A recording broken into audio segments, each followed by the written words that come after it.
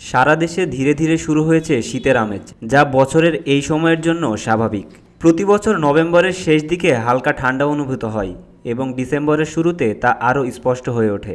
আবহাওয়াবিদরা বলছেন, ভোরে কুয়াশা পড়া, তাপমাত্রা ধীরগতিতে কমে আসা এবং বাতাসের শুষ্কতা শীতের আগমনের প্রাথমিক লক্ষণ। সে অনুযায়ী এবারও সারা দেশে তাপমাত্রা কমতে শুরু করেছে।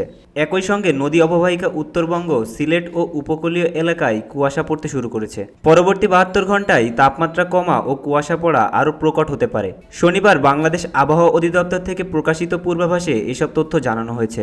আবহাওয়াবিদ মনোয়ার হোসেনের সই করা ওই পূর্বাভাসে বলা হয়েছে, শনিবার সকাল 6টা থেকে সোমবার সকাল 6টা পর্যন্ত সারা দেশে অস্থায়ী আংশিক মেঘলা আকাশ সহ আবহাওয়া শুষ্ক থাকতে পারে। এই সময় সারা দেশের রাত ও দিনের তাপমাত্রা সামান্য কম হতে পারে, আর ভোরের দিকে দেশের নদীর অববাহিকায় হালকা কুয়াশা পড়তে পারে।